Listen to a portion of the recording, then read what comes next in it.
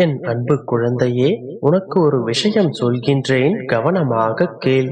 நான் எப்போதும் உன்னுடன் தான் இருக்கின்றேன். நீ எப்போது என்னை முழுமையாக என் பாதங்களில் வந்து சரணடைந்தாயோ, அப்போதே நான் உன்னுடைய கரங்களை பற்றி விட்டேன். நீ கவலைப்படாமல் இரு.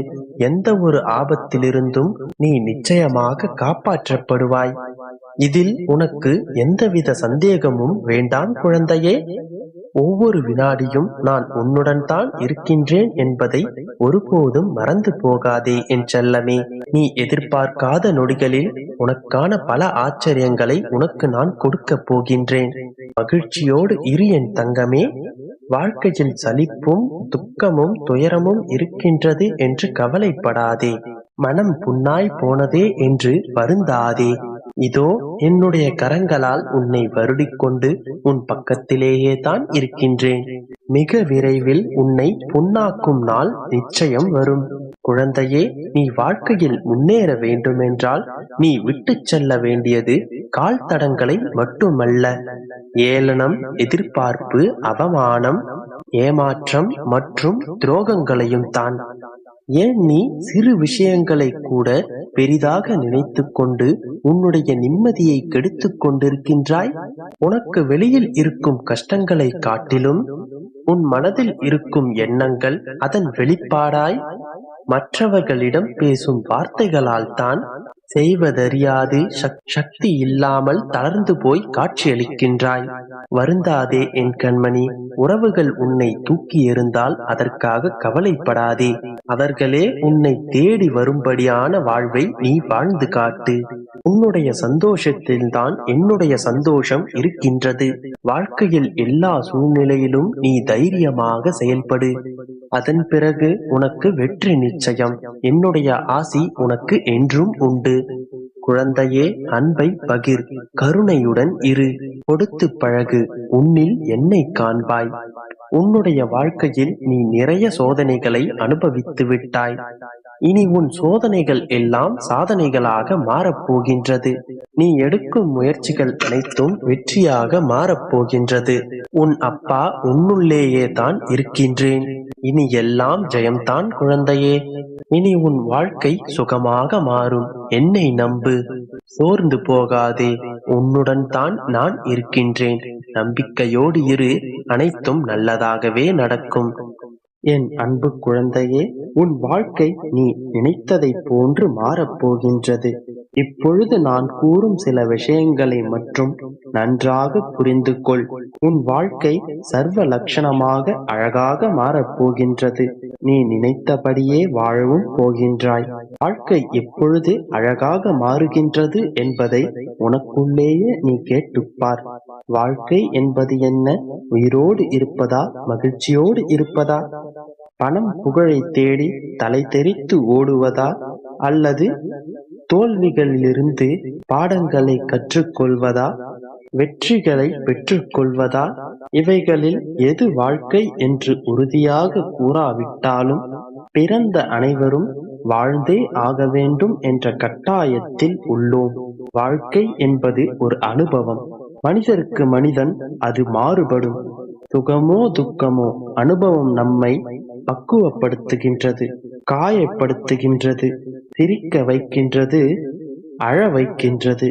முடிவில் இதில் எது வாழ்க்கை என்று சிந்திக்கவும் வைக்கின்றது. இறைவனால் படைக்கப்பட்ட இவ்வுலகில் மற்ற ஜீவராசிகளுக்கு வாழ்க்கை என்பது என்ன என்று ஆராய சிந்திக்க எவ்வித வாய்ப்பும் இல்லை. விலங்குகள் தற்கொலை செய்து கொள்வதில்லை. காரணம், அவைகளுக்கு முடிவை பற்றிய பயமும் இல்லை, எதிர்காலத்தை பற்றிய கலக்கமும் இல்லை. அந்த வகையில் அறியாமை ஒரு வரம்தானே.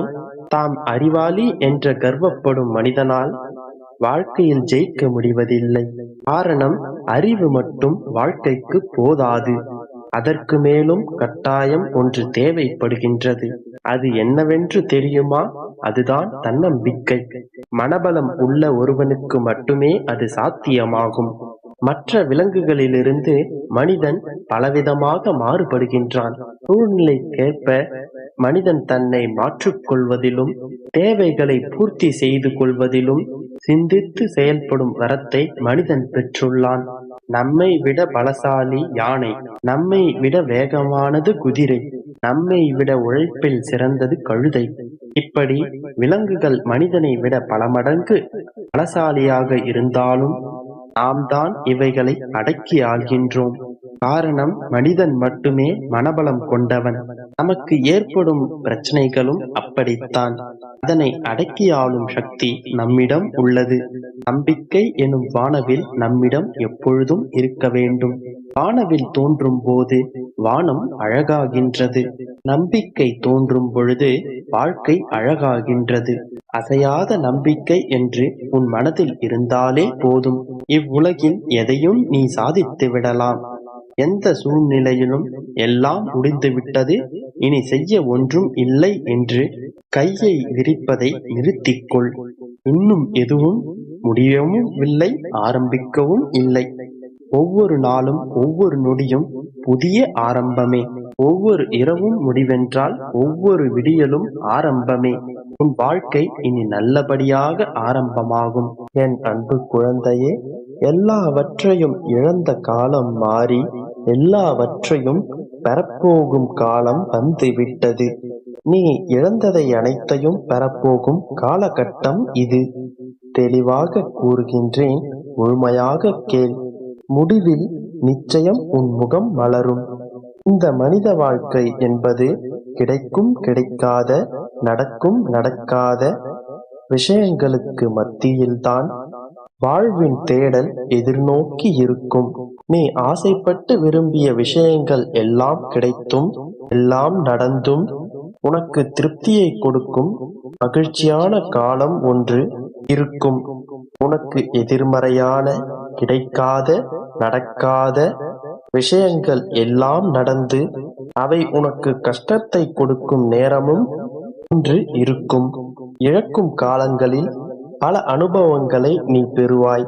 நடக்கும் விஷயங்களை முதிர்ந்த அறிவு திறனோடு ஏற்கும் மனப்பக்குவத்தை பெறுவாய்.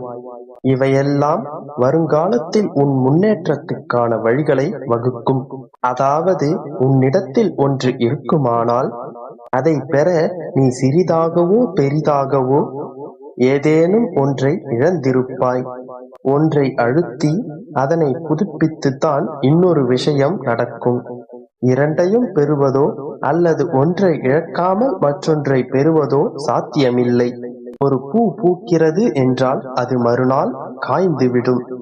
அந்த இடத்தில் வேறொரு மொட்டு முளைக்காமலா போகும்? முளைக்கும் அல்லவா? அதே போலத்தான் வாழ்வில் இழந்தது என்று ஒன்று இருந்தால் பலவற்றை பெறப்போகும் நேரமும் கட்டாயம் வரும். இழக்கும் காலகட்டத்தில் நீ இழக்கக்கூடாத எல்லாவற்றையும் இழந்தால் கூட பொறுமை காத்து நின்றால் நீ பெறப்போகும் காலம் என்று நிச்சயம் ஒரு காலம் வரும்.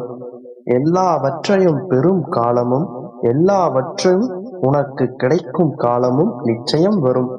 எல்லாவற்றையும் பெறும் காலங்களை விட எல்லாவற்றையும் இழக்கும் காலங்களில்தான் நீ கட்டாயம் விழிப்பாக இருக்க வேண்டும். சொல்லப்போனால் இது ஒரு சோதனை காலம் என்று கூட சொல்லலாம். உன்னை சோதிக்கும் காலம். இந்த காலம்தான் உன் வாழ்வில் இன்றியமையாத காலமாக இருக்கும். உனக்கு பிரச்சனை வரும் பொழுது, உன் கையிலிருந்து எல்லாம் நழுவிக்கொண்டு போகும் பொழுது உன் மனம் எவ்வாறு பக்குவப்பட்டு கொண்டிருக்கின்றது என்பதை நீ கவனி. அதுதான் உன்னை சோதிக்கும் காலம். எந்த இக்கட்டான சூழ்நிலையிலும் நீ நேர்மை தவறாமல் இருக்கின்றாயா, நீ உண்மையான வழியில் நடக்கிறாயா என்பதையெல்லாம் இந்த காலம் சோதித்துச் செல்லும். இந்த காலகட்டத்தில் நீ பொறுமை காத்து நிற்க வேண்டும். எதையும் ஏற்கும் மனப்பக்குவத்தை நீ வளர்த்து கொள்ள வேண்டும். அந்த சூழலிலும் கூட உன்னால் முடியும் உதவிகளை நீ மற்றவர்களுக்கு செய்து வர வேண்டும். இறைவழியில் செல்ல வேண்டும். உன் நம்பிக்கையும் பக்தியும் இன்னும் மேம்பட வேண்டும். ஒருபோதும் தவறான வழிகளில் ஈடுபடக்கூடாது. அதன் பிறகு உனக்கான காலம் வரும். அதில் நீ நிச்சயம் வெல்வாய்.